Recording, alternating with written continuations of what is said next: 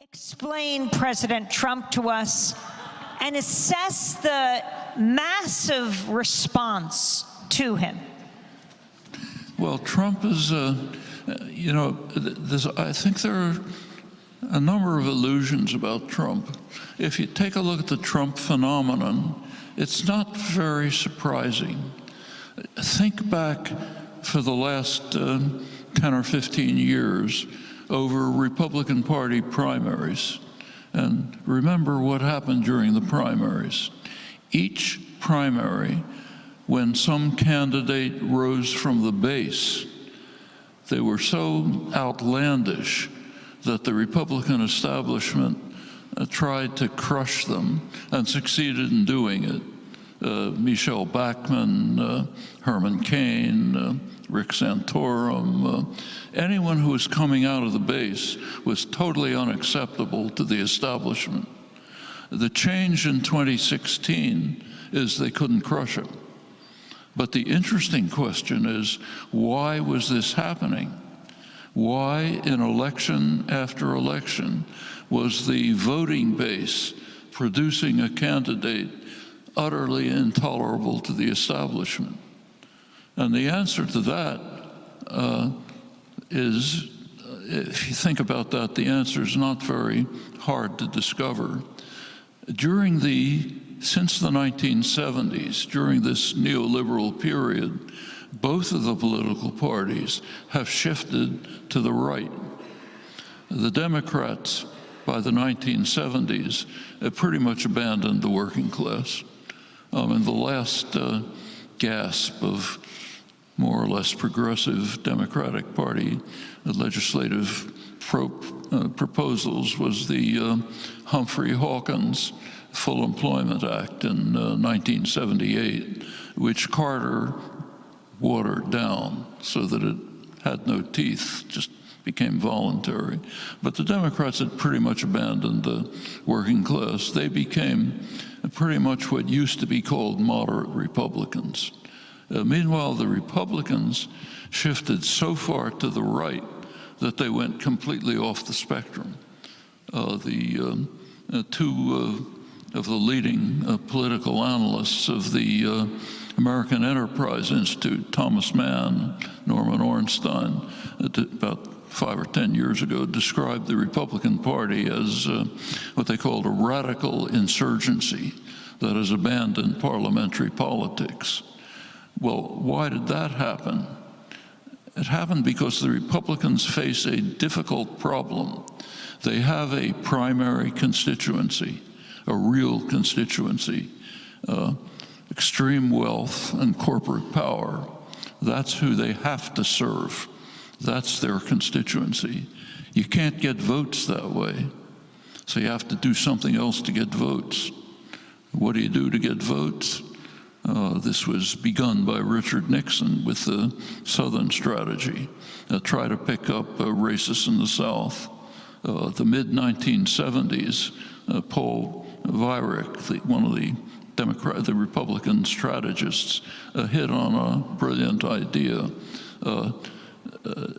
Northern Catholics voted Democratic, tended to vote Democratic, a lot of them working class. The Republicans could pick up that vote by pretending, crucially, pretending to be opposed to abortion. By the same pretense, they could pick up the evangelical vote. Those are big votes, evangelicals, Northern Catholics. Notice the word pretense, it's crucial.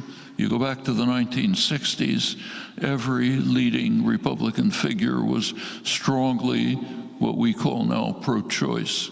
The Republican Party position was, that's Ronald Reagan, George H.W. Bush, all the leadership. Their position was abortion is not the government's business. It's a private business. Government has nothing to say about it. They turned almost on a dime in order to try to pick up a voting base on what are called cultural issues. Same with gun rights. The gun rights become a matter of holy writ because you can pick up part of the population that way. In fact, what they've done is put together a coalition of voters based on issues that are basically tolerable to the establishment, but they don't like it. Okay, and they've got to hold those two constituencies together. The real constituency of wealth and corporate power, they're taken care of by the actual legislation. So if you look at the legislation under Trump, it's just lavish gifts to the wealth and the corporate sector. The tax bill, the deregulation, every case in point. That's kind of the job of Mitch McConnell and Paul Ryan, those guys. They serve the real constituency. Meanwhile, Trump has to maintain the voting constituency with one outrageous position after another that appeals to some sector of the voting base. And he's doing it very skillfully. It's just as a political manipulation, it's skillful. Work for the rich and the powerful, shaft everybody else, but get their votes. It's not an easy trick. And he's carrying it off, and I should say the Democrats are helping him. They are.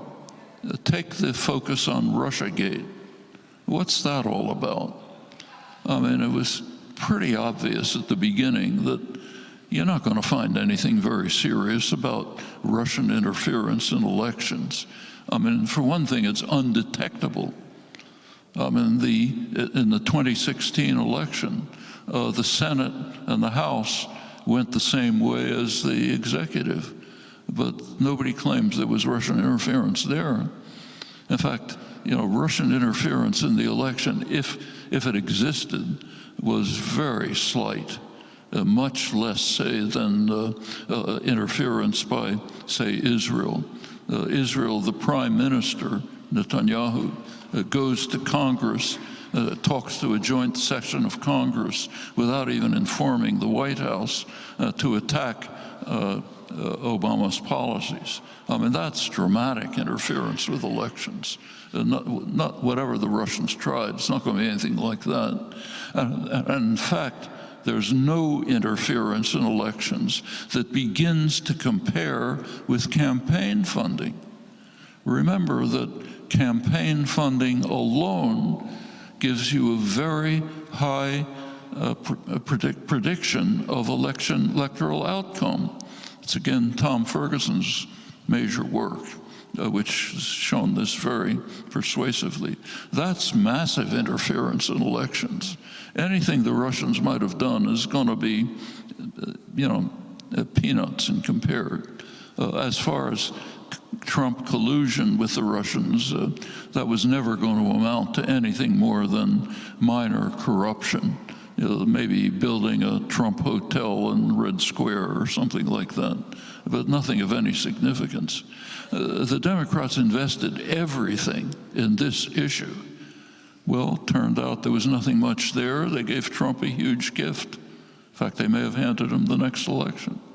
That's a matter of being so unwilling to deal with fundamental issues that they're looking for something on the side that'll somehow give political success.